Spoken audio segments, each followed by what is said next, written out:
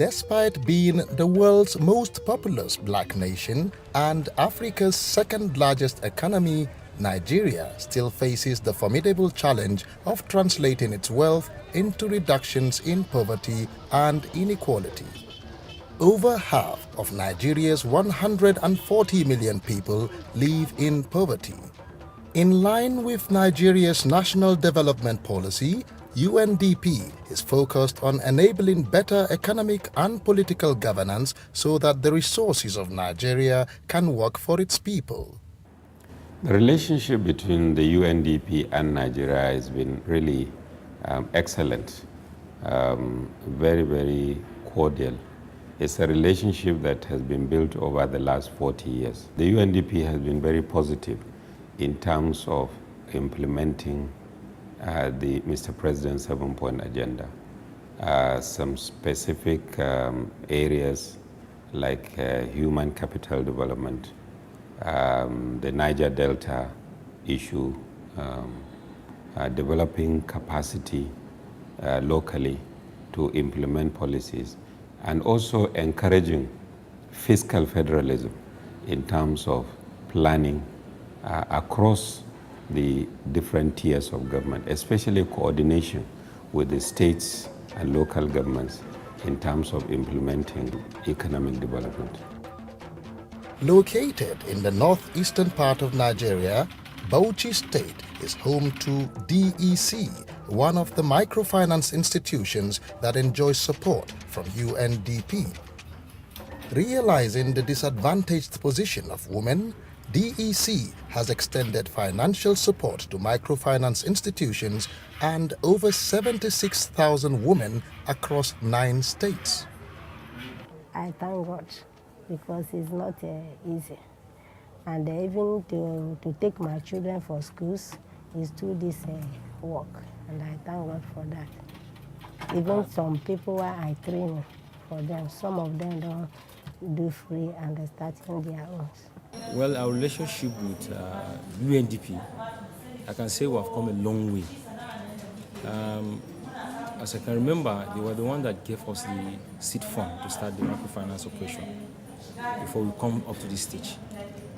Along the way, they have been giving us technical support, trainings, and one of such trainings was training of the trainers, of which some CBOs and microfinance organizations that are smaller than us benefited from us.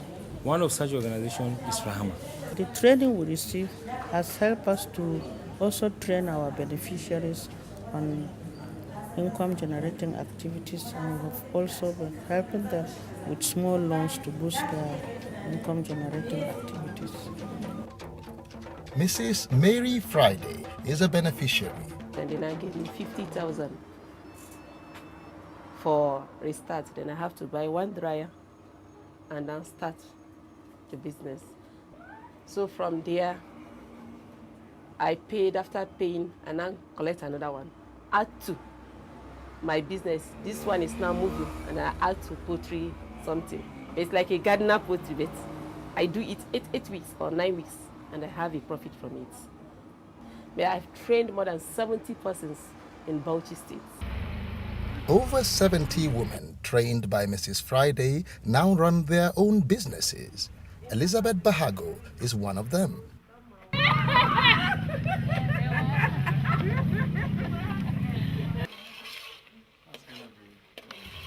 An undergraduate studying information technology at the Abubakar Tafawa Balewa University in Bauchi, Amarachi is Mrs. Friday's daughter. She has 5 kids, including me, and she has 2 graduates and 3 undergraduates, so it has seen us through this period of time. It's because of this microfinance that we are all this way.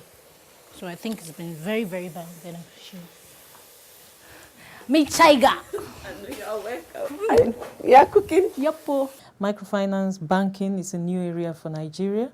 And if you speak with many of the practitioners, the critical constraint they mention, apart from access to on-lending funds, is capacity.